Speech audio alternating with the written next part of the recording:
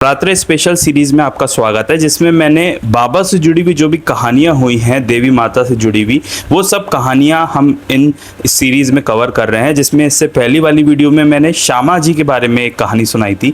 अब बाबा से जुड़ी हुई और माता रानी से जुड़ी हुई एक और कहानी आपको इस वीडियो में देखने को मिलेगी। देखिए, नवरात्रे चल रहे हैं और मैंने सोचा क्यों ना एक सीरीज लाई जाए जिसमें माता रानी से जुड़ी हुई और बाबा से जुड़ी हुई जो जो कहानियां हमें पढ़ने को मिलती हैं, जो भक्तों के एक्सपीरियंस हुए, वो आप तक पहुंचाए जाएं। तो आज की ये वीडियो जो है, ये पिछली वीडियो से कंटिन्यू होगी, जिसमें श्यामा जी का जिक्र था और काका जी वैद्य का जिक्र था।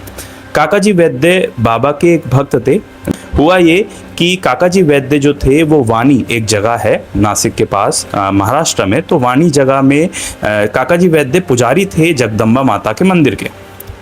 और सप्तशृंगी देवी जो हैं, उन्हें जगदम्बा माता का ही एक रूप बताया जाता है। सप्तशृंगी देवी या जगदम्बा देवी के जो पुजारी थे काका जी वैद्य, वो उन्हें बहुत मानते थे।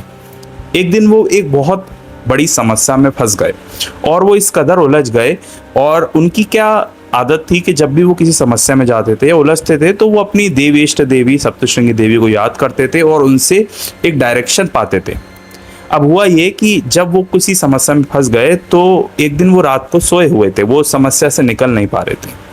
दिन भर परेशान होने के बाद वो रात में जब विश्राम कर रहे थे, तो उनको देवी का सपना आया। सप्तशृंगी देवी ने उन्हें सपने में दर्शन दिए और काका जी वैद्य से वो कहती हैं कि तू परेशान मत हो, तू बाबा के पास जा।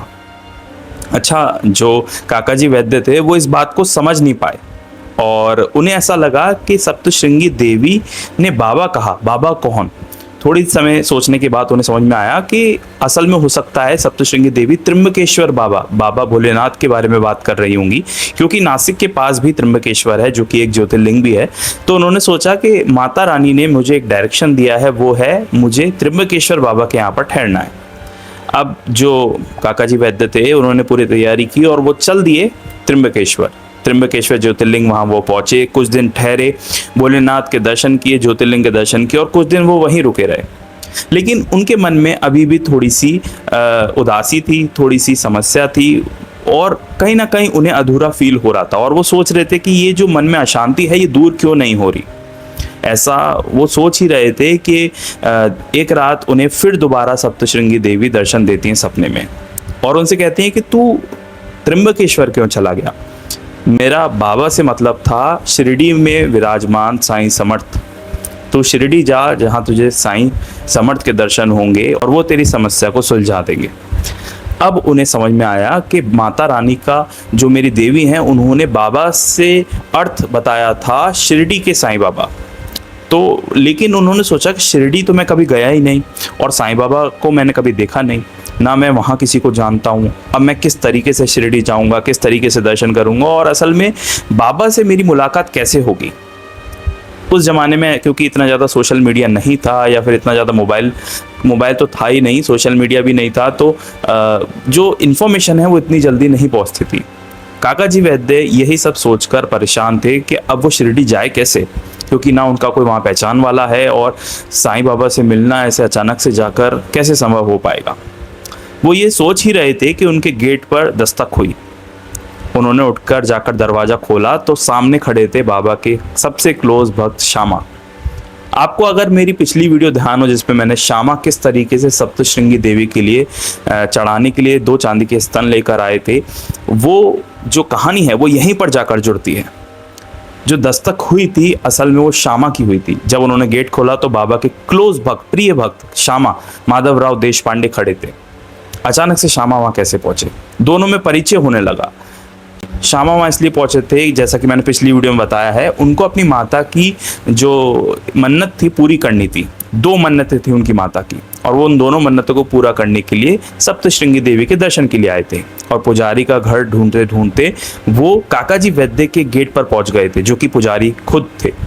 काका जी वैद्य का जब उन्होंने गेट खटखटाया तो उन्हें मालूम नहीं था काका जी वैद्य अंदर शिरडी जाने के बारे में सोच रहे हैं। वहीं दूसरी तरफ गेट के श्यामा खड़े थे, जो सप्तशृंगी देवी के पुजारी से मिलना चाह रहे थे।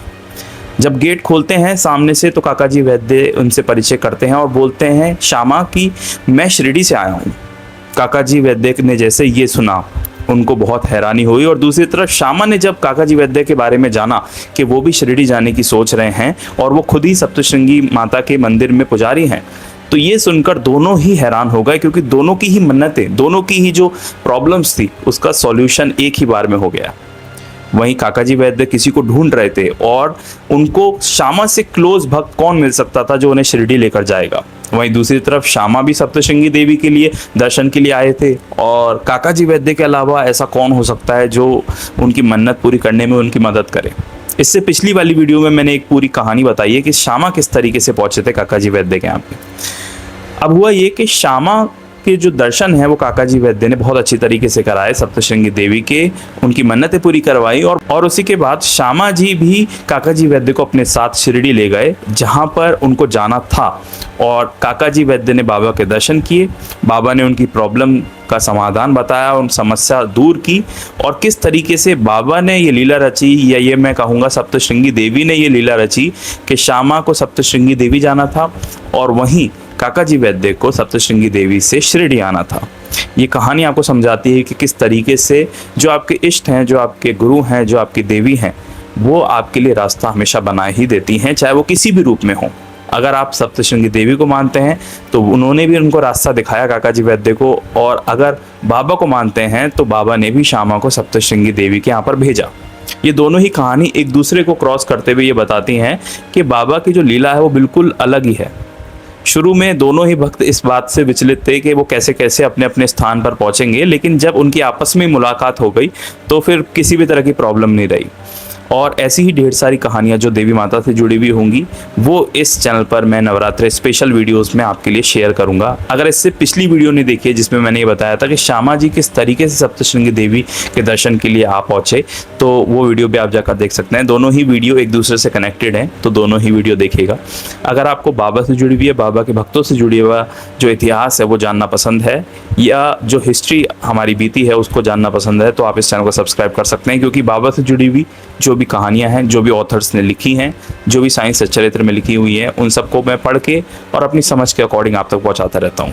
अगर आप इन कहानियों को जानना चाहते हैं तो इस चैनल पर ऐसी ढेर सारी वीडियोस अपलोडेड हैं जो आपको कुछ ना कुछ सिखाकर जरूर जाएगी। हर कहानी आपको जरूर कुछ ना कुछ सिखाएगी, हुई वो उन भक्तों के साथ है, लेकिन आपको एक जरूर वो कुछ ना कुछ मैसेज देकर जाएगी। अगर आप बाबा से जुड़ना चाहते हैं तो आप इस चैनल को भी सब्सक्राइब कर सकते हैं। मिलेंगे एक नेक्स्ट वीडियो में एक नई हिस्ट्री, एक रियल अनुभव के साथ। तब तक के लिए ओम साई राम।